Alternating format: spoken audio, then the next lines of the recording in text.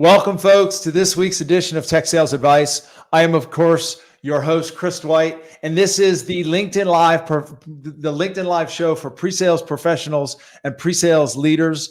And I like to remind people, folks, these are live conversations. We're coming to you the day after April Fool's Day. It is April 2nd. It's noon here in the eastern part of the United States. And as I like to say, these conversations are by design unscripted, unrehearsed, and unpredictable. Before we welcome our guest in, let me first say hello to my co-host, Carrie. Sir, how are you doing today? Fantastic, Chris. Great to see you again. Looking forward to another awesome session. Did anybody play a good April Fool's joke on you? No, I'm kind of disappointed by that. Although I did read a funny one. So I'm in Toronto, as you know, and some of our viewers might know. And Toronto taxes on everything. And I read a fantastic article in the morning that almost got me for about a second about Toronto taxing houses or households that harbor critters like raccoons. We're going to start taxing people if they made it amenable for a raccoon or other pests or critters to want to stay in their property. I love that. I love that. That's fantastic. By the way, we've already had someone to say hello, Alex McFerrin. Nice to see you, Alex. By the way, folks, we don't see you out there. So if you do care to say hello, please feel free to do so. And once we invite our guest on stage, of course, we're going to welcome you to ask some questions. So I did have one, Rich Polton. Good to see you, Rich. So I did have one good one. So I'm planning a trip later in the week to Kentucky so that we can go to Indiana to see the solar eclipse.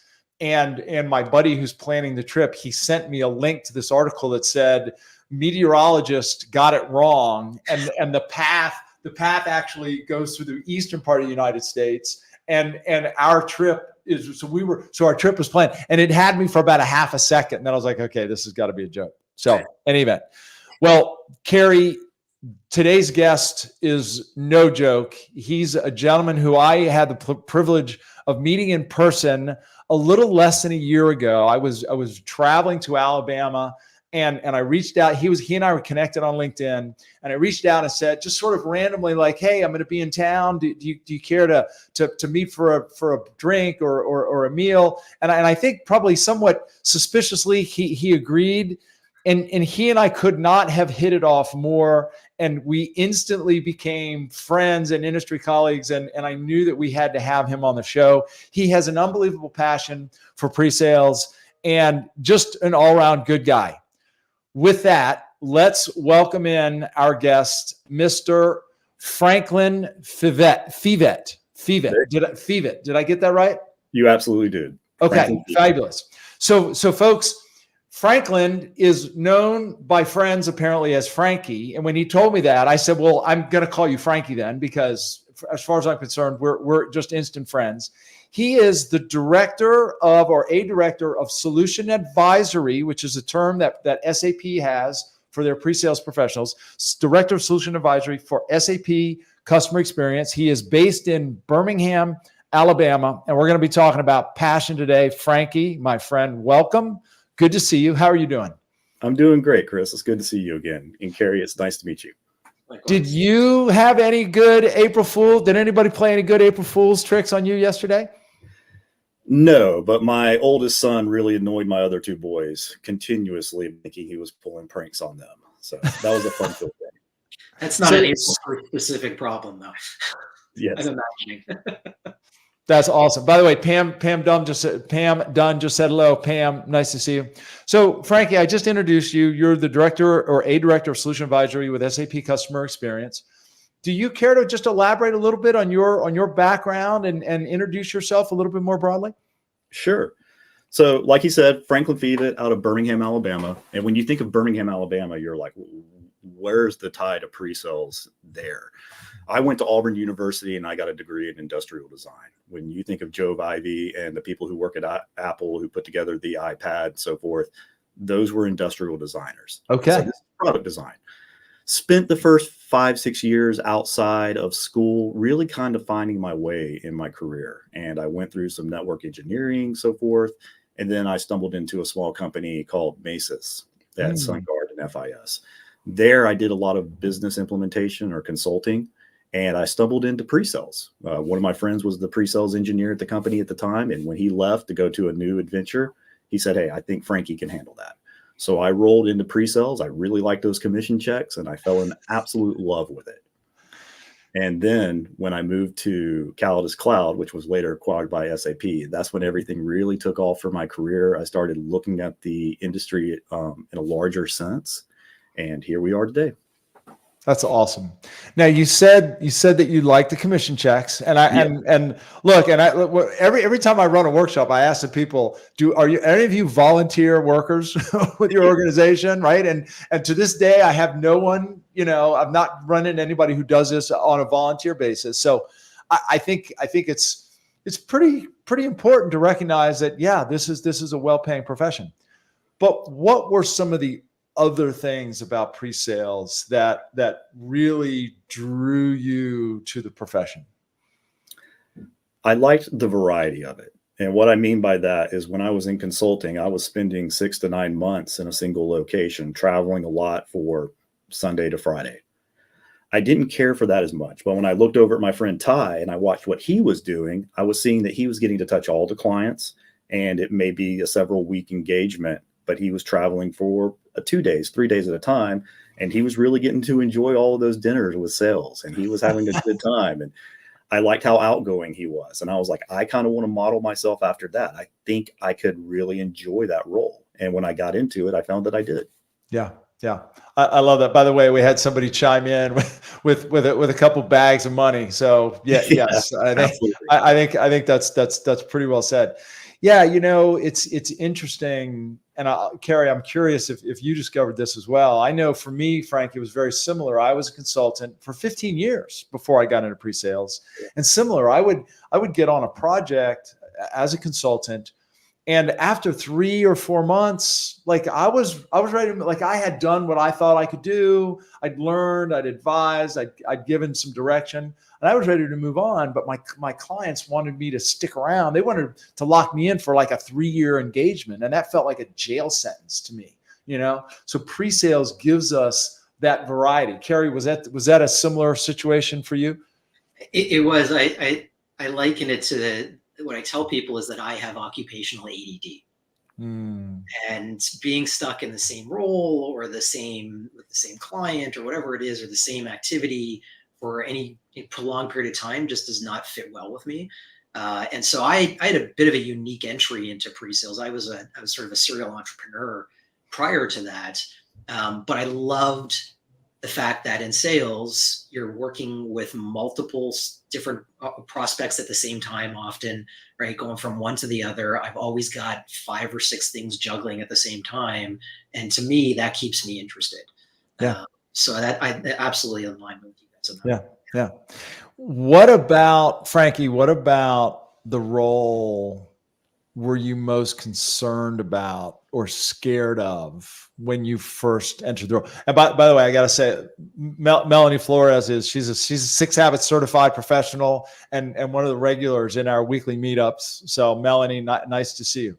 What concerned you about the role, Frankie? Probably, I think what would concern anyone jumping into the role, the imposter syndrome. When you come in, are you going to be able to perform at this? Are you a salesperson? I think, as we all well know, a lot of people on this call or someone who's watching the recording right now, we'd all identify as introverts. Am I going to be able to handle this and pretend like I'm an extrovert? And so that took a little while to get over. And at what point did you feel like you had sort of crossed that line and no longer felt like an imposter? Or have you crossed that line? like where are you on that spectrum? I believe I'll always feel like an imposter, but I think that's a good thing. And what I mean by that is, initially I came in and I was like, hey, I know this solution backwards and forwards, and you can't trick me on this. And it wasn't until I left and I went to a new company and I started learning a new solution that I absolutely started looking at things differently. And I was like, oh, I don't know everything. And maybe I need to open my mind up to that fact. And that's when things took off. And so now I kind of embrace that imposter syndrome and I use it to my advantage.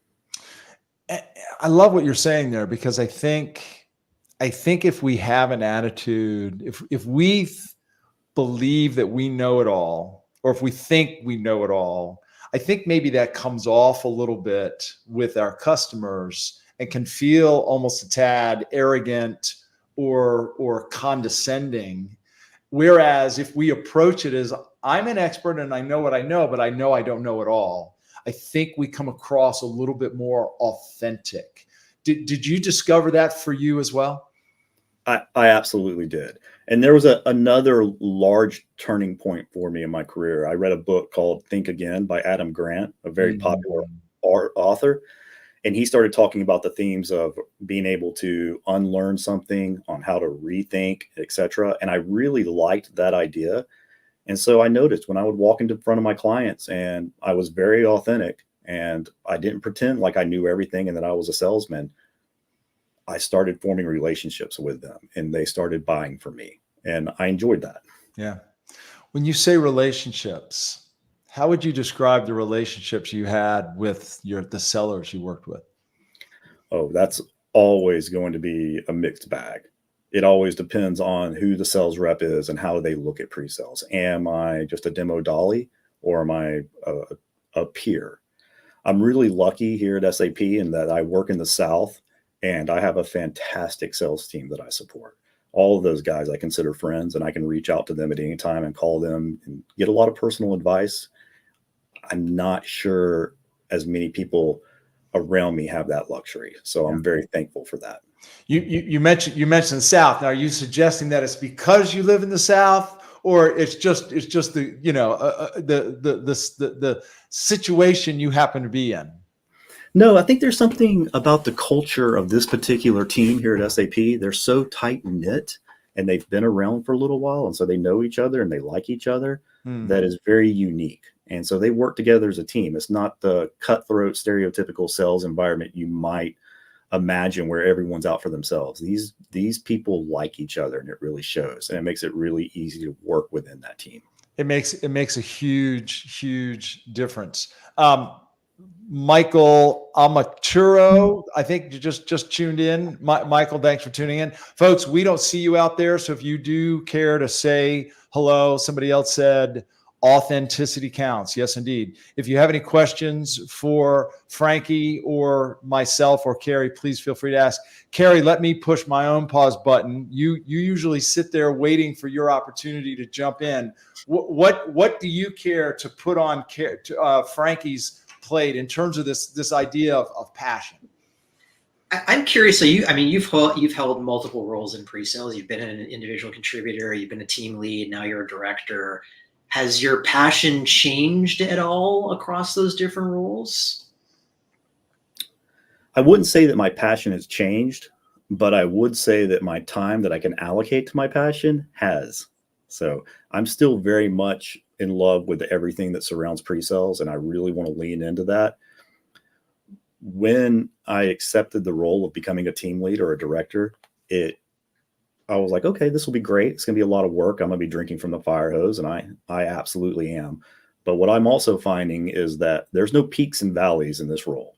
So in an individual contributor role, hey, there may be a weekend where I stay up and I work through, or I stay up for a lot of nights, and then I would have a little bit of a lull. With a team lead role, there's no peaks and valleys. You're just always on peaks. I'm working so many more hours than I used to, but I find that they're extremely fulfilling. So it really doesn't bother me. And how is do you find that your team shares your sense of enthusiasm? And if not, have you found ways to instill that passion in them? And if so, how?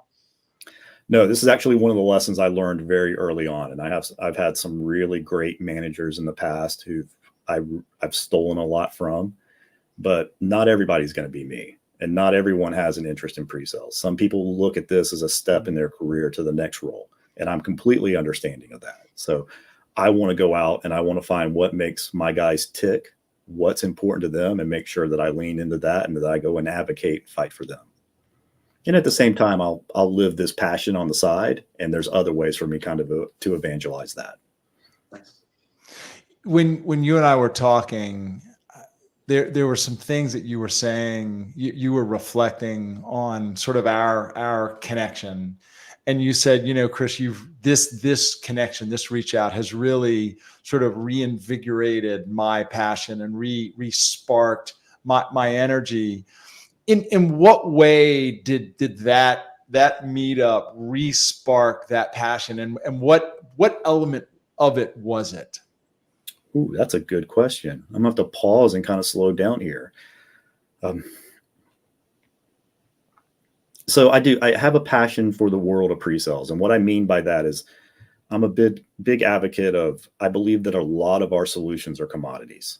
I read in a book, and I believe somebody will be able to tell us in the comments real quick which book this was, but they said, hey, the difference between first place and second place, or making the sale and not making the sale, is generally 1% to 2%. And I'm of the opinion that the solution is not going to be that 1% or 2%. It's going to be the sales engineer. They can come in and they can provide that 1% to 2% by being authentic, by not being salesy, by knowing their solution, by saying things even as I don't know. And so I want to lean into topics that support that, or that help me become that 1% or 2%. And so when we got together and we started talking, I think at the time we were kind of, fourth quarter, there's not a lot of pre-sales activity. So there was a big lull, and I was looking for inspiration to get back into that world.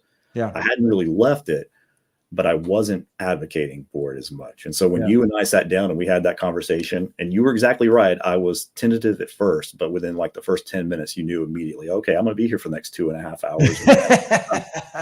And so after that conversation, I found myself, okay, let me go grab a book out of that huge stack of books I've ordered. Let me go try that podcast that I've been hesitant on and get back into it. Well, and honestly, Frankie, it was incredibly inspiring for me because look, I mean, we were, we'd only been out of COVID for a little while. And I don't think I'd ever done that. I don't think I'd ever reached out to someone that I didn't really know, other than we were connected in some way on LinkedIn, and said, hey, I'm coming to your town. You don't know me and I don't really know you, but let's just get together and have a conversation. That was sort of me putting myself out on the limb a little bit too. And I was just so blown away by that and inspired by that experience too. I'm encouraged to tell others and inspired to tell others, reach out to people who are in this profession, because there's a certain thread that runs through all of us. And I think the more we connect with other people, we'll sort of ignite that passion. You know what I mean? So, I mean, and that's frankly, no pun intended. I mean, that's why we're here now. Question from Alex McFerrin, who, by the way, is also, she's in the 6 Habits certification now. As a team lead, what do you look for in a pre-sales engineer? How do they show you that in the interview, and any tips for SEs in this job market? I'm going to leave the question up because there's 3 parts to that question. Frankie, we'll look in your direction first. Do you care to share some thoughts in response to that 3-part question? What do I look for in a pre-sales engineer? I think it's the one thing that everyone overlooks. That's probably the number one quality that everyone should have, and that's the ability to listen. I'm amazed at how many people don't listen, how many people talk over their clients, and how incredibly disrespectful it is to watch from afar. It's a really bad habit, and it's one that is ingrained in all of us. So if you're aware of it now, start watching how you talk, and more importantly, how you listen, or you start talking while the client is talking, because it's awful. I haven't seen that in any interviews yet. I haven't had the chance to do that because I've only been in the role for a little over a year now, but I look forward to it. And what I'm going to look for is the ability to listen.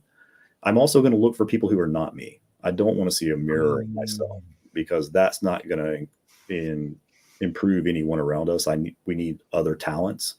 And then I'll also look for someone who can mesh well with the team. So I look forward to the day when I'm given the ability to interview someone, that responsibility, and making sure that we get them in front of like a panel interview with everybody who's on the team to make sure that, hey, we can get along with this person, and we're going to have some fun and make work joyful. Yeah. How closely related to being a good listener is curiosity? I mean, they're kind of almost one and the same. Mm. And that if I'm listening because I'm curious and I really am 100% interested in what you're saying. Yeah. And that's a lot harder than we think.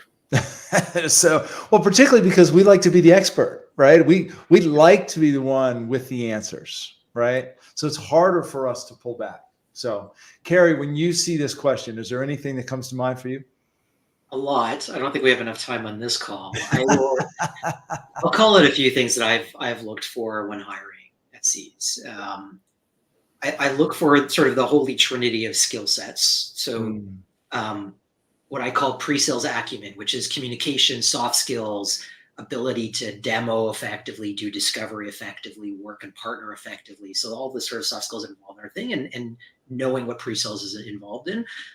Because you made a point earlier, Frankie, about sort of unlearning things in that book you're talking about. When you hire someone from a different role, a lot of the time, part of that enablement is you have to detrain them on how not to think. I find a challenge hiring people from professional services, for example, who it's their job to be overly detailed and honest. And not that we should ever lie, but you can omit some of the truth sometimes, and it benefits you. And you don't need to point out, Chris, you and I both have different phrases for you don't like to voluntarily confess your sins. I talk about, uninitiated or unprompted negative language. You don't have to offer that, and people in services tend to do that, right? So there's the unlearning aspect. So I want to know that they know about pre-sales. Ideally, that being said, there are lots of people not in pre-sales that can be successful in this role, but that is one of the things I look for. The second was domain expertise. Don't what? Domain expertise. Do they understand the space in which we compete? Are they already somewhat of an expert? Can they talk about experience? Do they know the problems, or do they have to train them on that? And then the third is, do they have product knowledge? Most solutions, unfortunately, require us to be experts in our product and our technologies. And some of them are really complex, especially if you have multiple products. And so familiarity with them helps in that. And all of that is a function of not just can they be successful, but how quickly can they be successful? The consensus annual study that they do every year tends to show that it takes on average about 6 months to onboard a new SE. That's a huge revenue impact if you can compress that down to 4 months or 3 months, and make your life as an SE organization a lot easier because you have that extra body sooner. So those are three things. But then to Frankie's point, things like curiosity, coachability to me is a huge thing. If someone's not open to receiving feedback and wanting to necessarily improve that way, that's a big red flag. You alluded to earlier, Frankie, like there's a fine line between experience and confidence and arrogance. And, you need to know that even if you are an expert in the space and everything you do, we could always be improving. Now, I'm biased. I'm in the pre-sales enablement space, and so I want to think they can always improve, but I think that's true. So there's a few things to throw. Yeah. Frankie, you sort of you smiled wide when he said sort of that fine line between arrogance and confidence. Like what are there things that you were intentional about either for yourself or for your team that helps you sort of draw that line or maintain that line, so to speak? Not necessarily. I was thinking back to past experiences, again, from my first job in pre-sales when I did know the platform backwards and forwards. And then when I rolled into a new job and I had to learn a completely new solution. And it's like, that will humble you very, very quickly. And I like to say, when I look back on my career, 5 years ago, I'm a much better pre-sales engineer now than I was then. And I hope I can say the exact same thing in 5 more years. Yeah. And so that humbling experience helped me out a lot in that, okay, I don't know this solution. So, but at the same time, I had a brand new, fresh look at it. And so I didn't come in at it with kind of the harbor tour click through demo. I started looking at things like, why would a client want this? What are the values around this? And this is when I found your book, Chris, when I found Cohen and Rifestall, and I found the wider world of pre-sales. And it became a lot less about the solution. And it became a lot more about, there's an art to this. And when I found that art, that's when I found that I started really loving my job more. At the same time, I went outside the world of pre-sales and I started reading other books. I started listening to other podcasts, and I started weaving those themes into my conversations with clients. And that's when things took off and deals started closing. And I was really aware of that.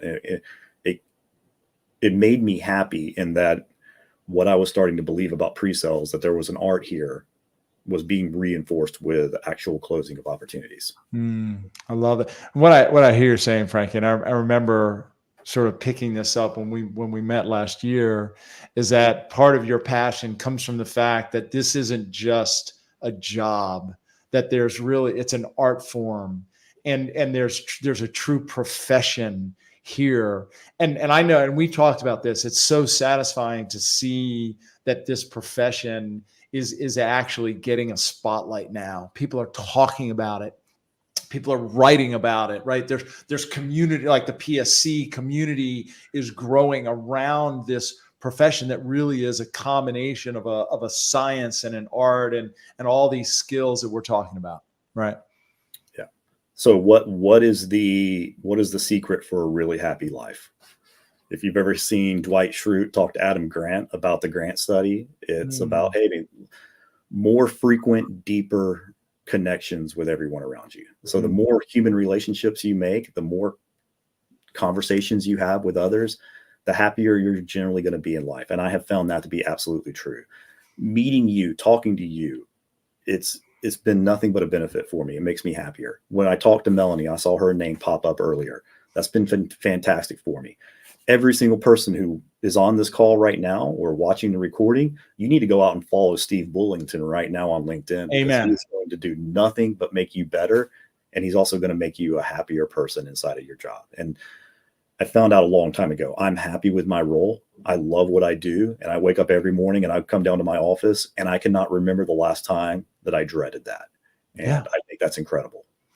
Well, and I don't know too many people who just in this profession who dislike the role, dislike the job. Now, they may not always love the company. They may not always love management. Like there's going to be things about their particular job that they may not like.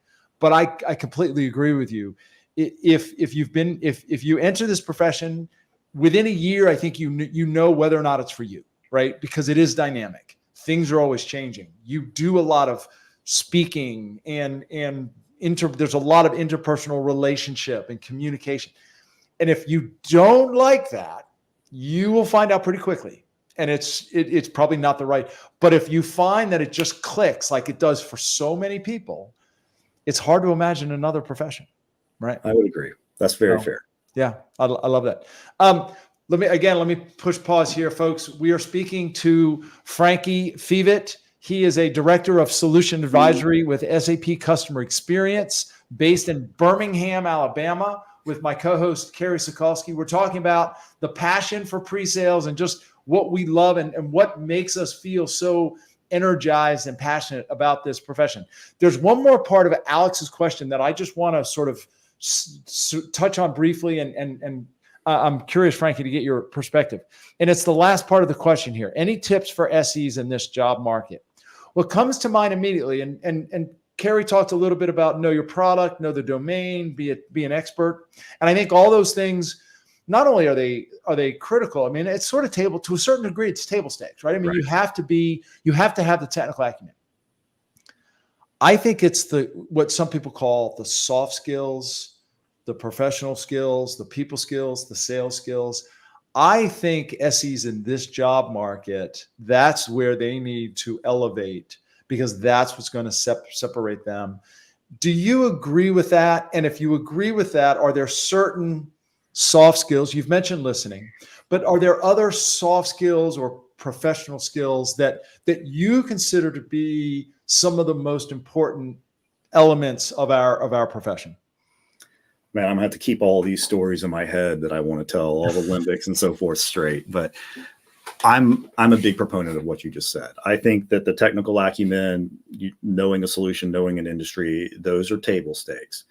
I also think that you can do yourself a lot of disservice if you look at someone who's around you and go, I want to be them, because it all ties back to imposter syndrome.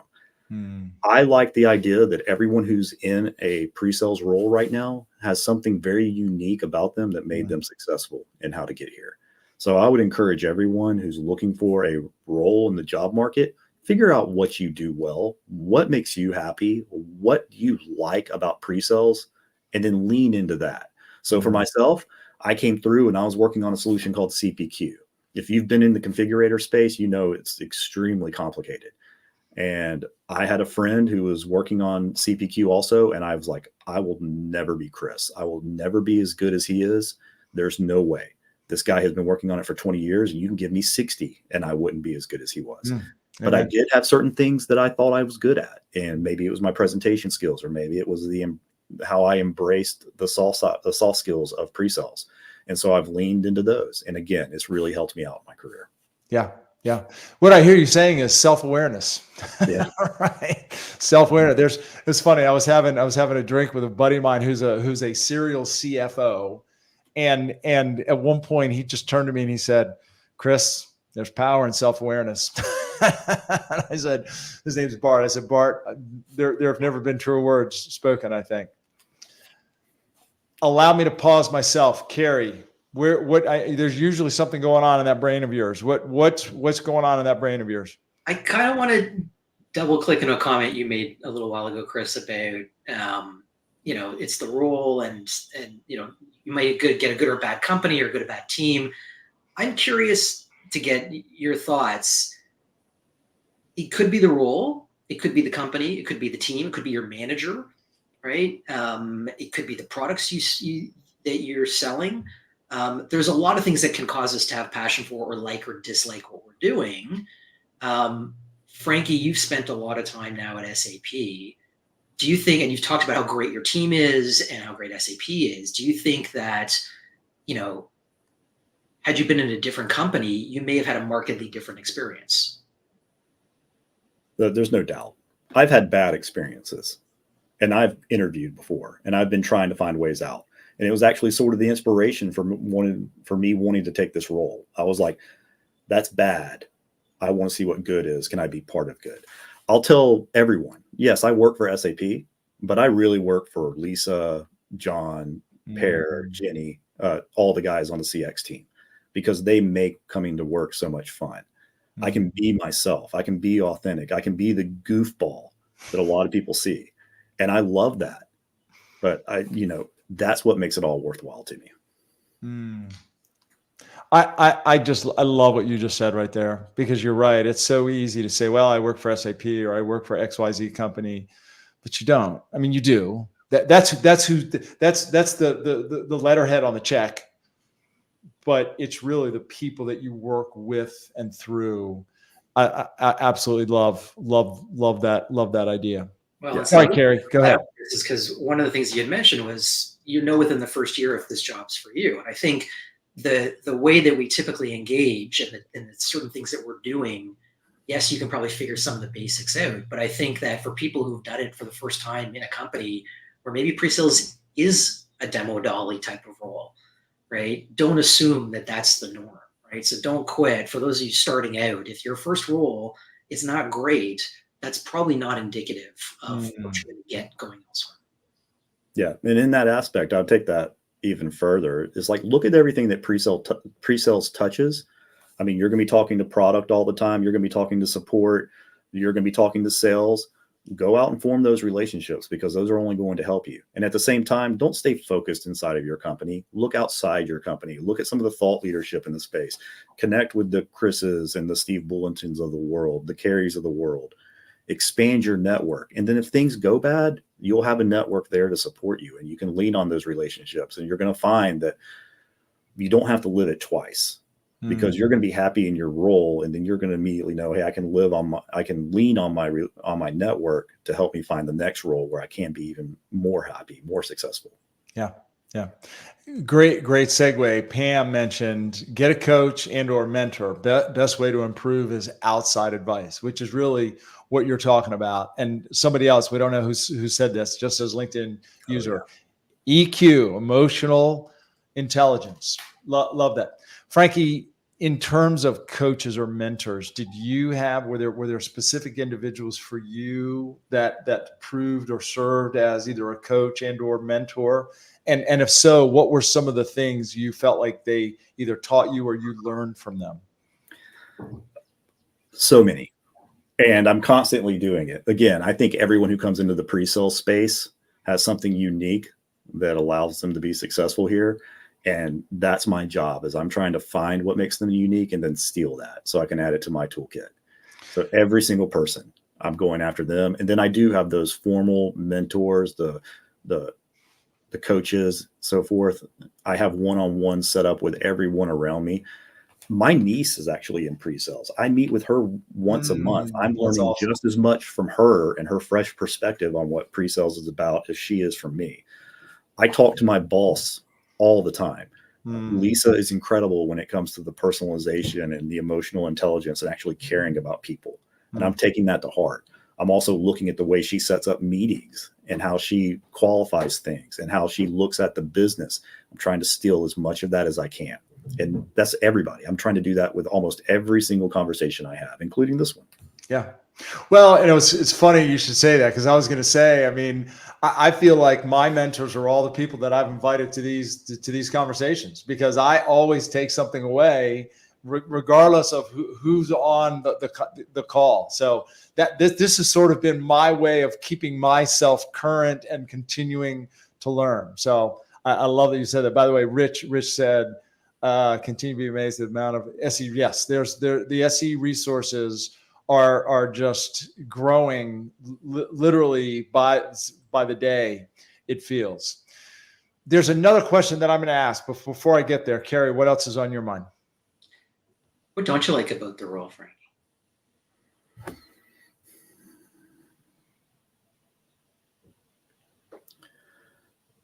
The arrogance that some people can carry themselves with.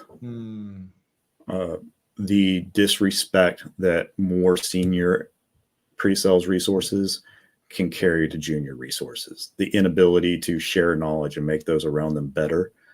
I see not a lot of people at SAP, but there are a handful. I can probably count them on one hand where I've gone, that person is hoarding information. That person is not looking to help others. That person is just out there for themselves and to cut others down. And I don't care for that at all. Yeah.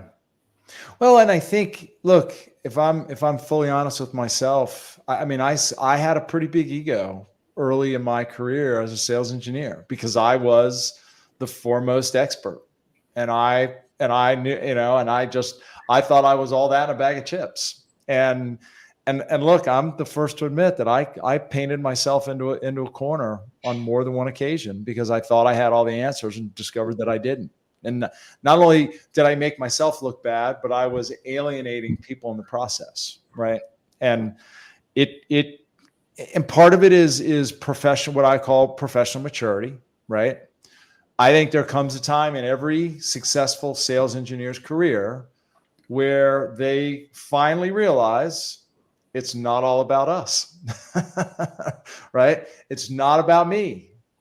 It's about the customer. I'm here. And earlier, Frankie, you used the term servant leadership. We are here to serve. We are here to serve the customers that we have the opportunity to work with. And I think the more we develop a servant mindset, the more likely we are not only to succeed, but to be more satisfied. So I think that's really well said. Kristen Baker actually just put a good question on the table. Frankie, you smiled broadly when you saw that name. Is Kristen someone you know?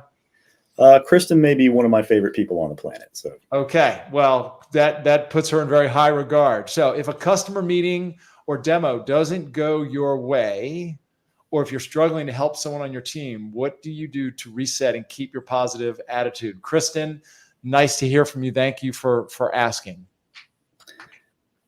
I think Kristen is not trying to set me up here and lob me a softball, but she really did. And what I'll say here is the fact that they're going to go sideways. If there's one thing about pre-sales that I learned very quickly, is Murphy's Law. If it can go wrong, it's going to go wrong. Amen. And the really good pre-sales people are the ones that can pivot on a dime. So get away from your script, maybe have an outline instead, and go with the flow. And I have found, and this is where Kristen comes into it, is have friends at work, have those people that you can really be authentic with, that you can have those real tough conversations and tell them how you truly feel, and they can give you feedback. Because there's been plenty of times when I've bounced ideas off of Kristen where she's come back and said, no, that's pretty dumb. There's been times where I've said things to her and my friend Erica, people like Jenny, and I'll say things and they will help me through those tougher times. And I know that while work is going really great most of the time, when it does go bad, I have that baseline, that foundation of friendship at work, and I can lean on the three people I just mentioned, almost everyone in CX that I work with. And I know that I can actually talk to them and work through it. And that's so extremely important to myself. Yeah. How difficult do you find it to be, or to have those difficult conversations? And is there anything that you've learned in how to handle the most difficult conversations? In the past, they were really hard. And I would go back to maybe I didn't have the best experiences with my management. Now, difficult conversations are some of the easiest things I have to do because I have the support of my management. We have hard conversations all the time. I'm told all the time, here's where you can improve, but I'm not told in a way that's disrespectful or anything as such. It's told in a very almost caring way. And so in turn, I find that I can have those conversations with the people around me. If I look over here to my right, I have a small bookshelf, and on it I have what I consider like my gospels of pre-sales. And what the second book here is Radical Candor by Kim Scott. And I would really recommend a lot of it. I mean, everyone who hasn't read that to read it, because it kind of goes into a lot of these themes. And I've found that it's extremely true. Be yourself and tell the truth. I tell my kids all the time, just tell the truth and you're going to find that life goes a lot easier for you.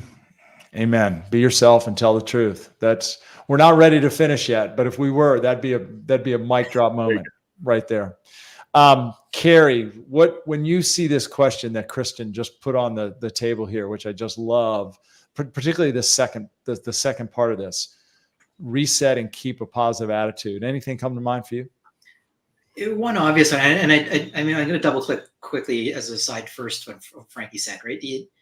All these conversations are exponentially easier when you have an existing relationship with that person, right? If you're not a human person to them first and a manager second, right, then they're not going to listen to you. When I do my coaching for SEs, I provide a ton of feedback. At the end of the day, I have to have a direct call with them to review that feedback, because unless I have a relationship with them and can build that rapport, it can be looked at as just a bunch of criticism dropped on them.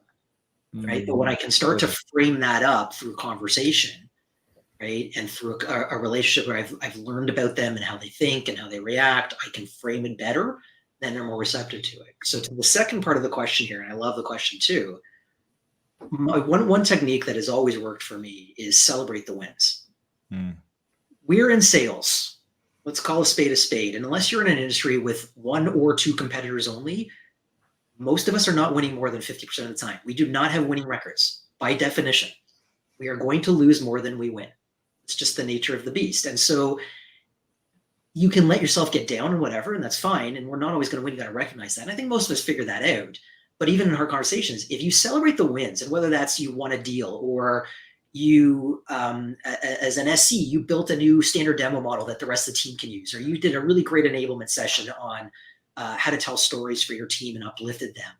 Celebrate all of those wins. And when you have the culture of celebrating the wins, the losses become less of an issue, right? And they're less significant, and it's easier to have those conversations. I think if you harp on the positive, then that's what people will focus on.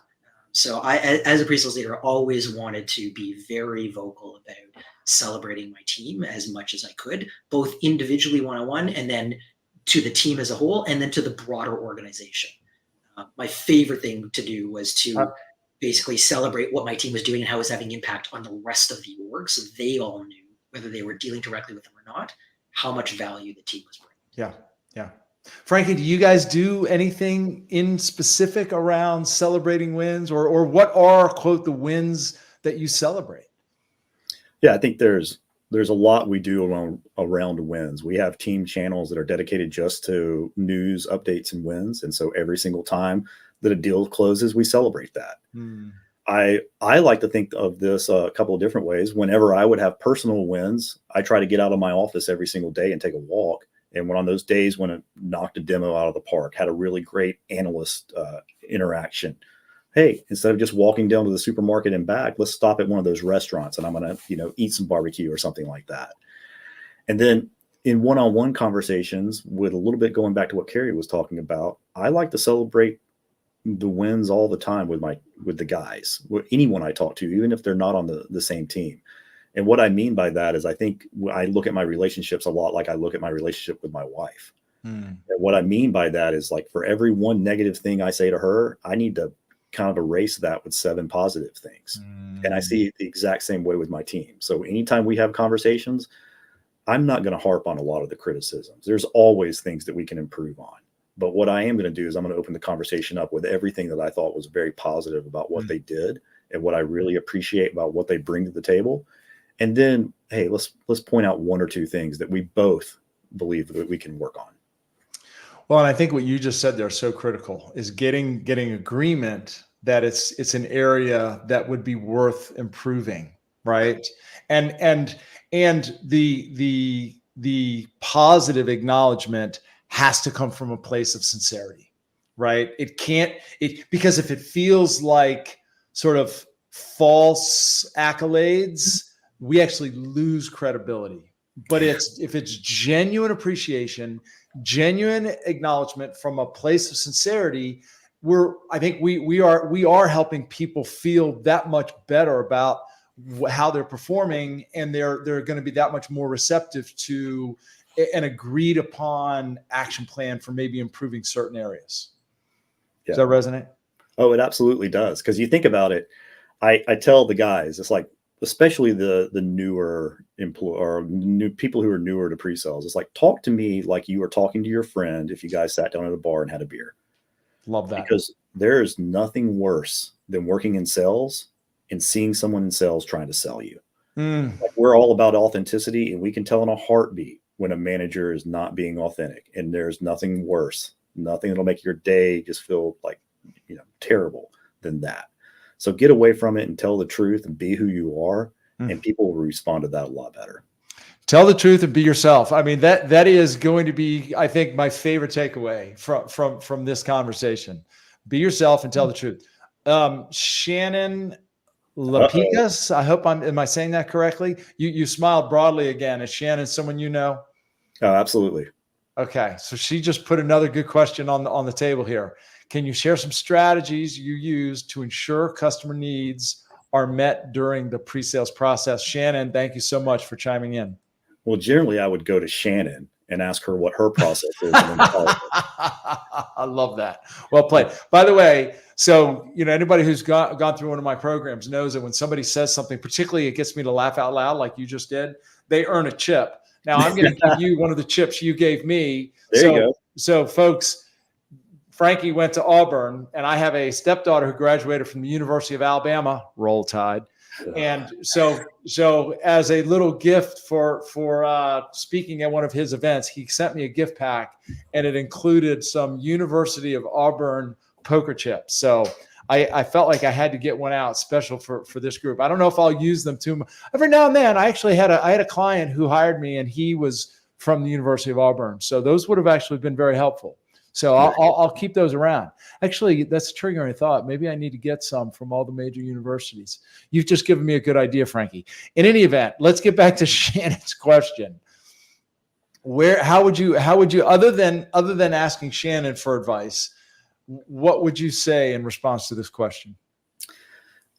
I'll attack it from a couple of different ways. I think the one thing you need to be in terms of, you need to be structured and you need to be organized, and you need to use that structure and that organization to document everything. Also, while you're also documenting, I would say the second part you need to be is communicating constantly, especially with your sales rep. Make sure you're on the same page about what's being done here to meet their needs. And then finally, I'll go to Garen Hess's book. What is it? Selling is hard, buying is harder. Amen. Guys, none of our clients are looking and going, I'm a lead right now. What do I need to do next to become an opportunity? Take yourself out of the sales process and think about what that they're was Chipworthy too, by the way. I'm just saying. That was Chipworthy too. Yeah. So I would, Shannon, you would know, I would constantly go back to my reps. If I'm working with Derek or Jack or anybody, I would hope that we're having the conversations around what does the client really, really need? How are we taking those steps? Am I documenting all of this so that when I need this data, I can come back and grab that data? Yeah. It's interesting. I'm working with a rather large client right now that everyone on this call would know instantly if I mentioned their name. And their number one theme, their motto for their pre-sales organization is solve for the customer. Oh yeah. Period. Like it always comes back to, are we solving for the customer? Period. By the way, somebody chimed in with lessons we learned in kindergarten. Absolutely love that. Okay, Frankie, believe it or not, we have been at this for over 50 minutes. The time tends to go by very, very quickly. We are going to land this plane on time, which means we will be wrapping this up in about 10 minutes. I have one more question, but before I get to my last question, Carrie, I'm going to give you the floor for one final question for Frankie, if you have one. Wow. Okay, great. I guess my last question, Frankie, is if you were to change one thing about the role, what would it be? One thing about the world? The role. Oh, the role. I was like, wow.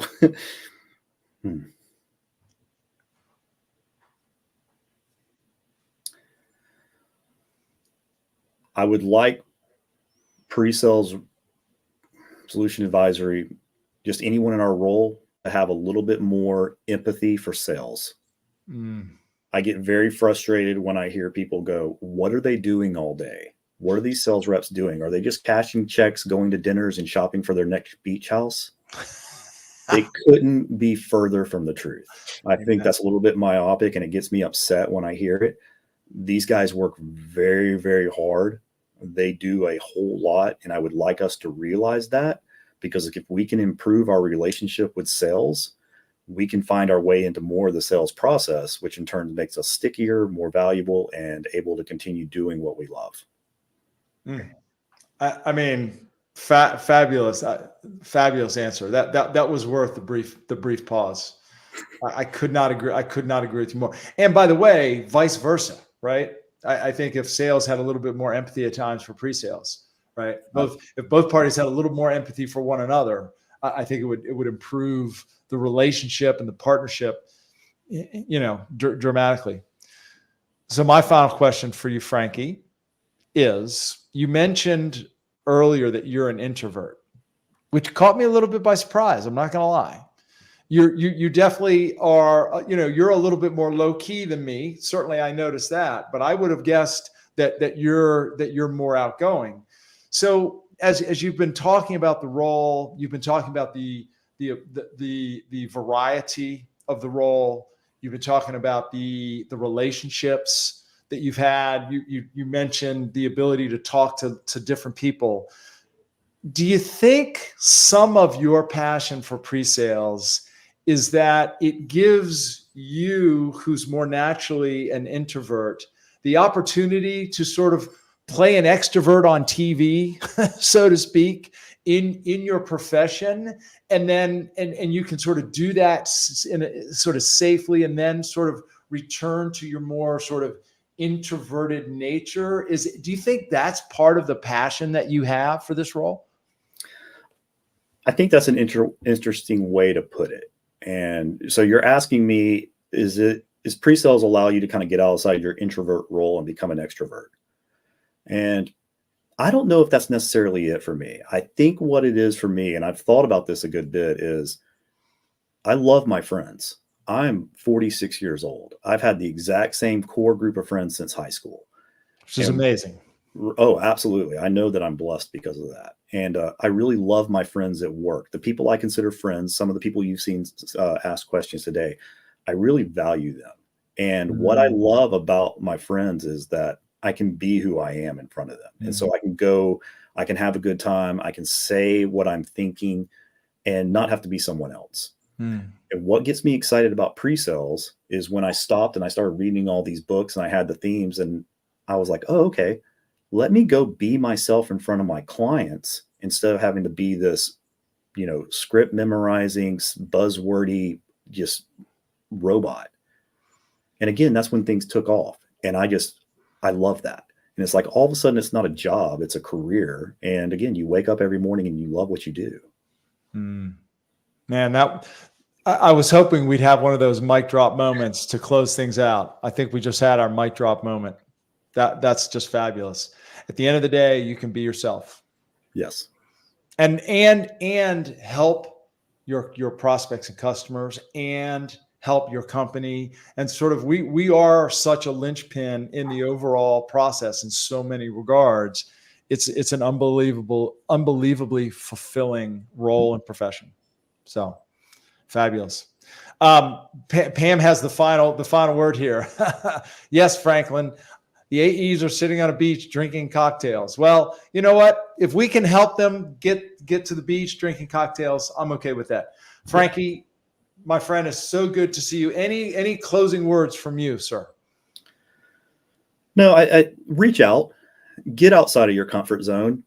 I talk about the kind of my gospels here. I think when you go back and you listen to Chris and he talk about, hey, I was pretty arrogant early on, and then he came and he matured a little bit and he started to rethink and unlearn things. Embrace that. Embrace discomfort.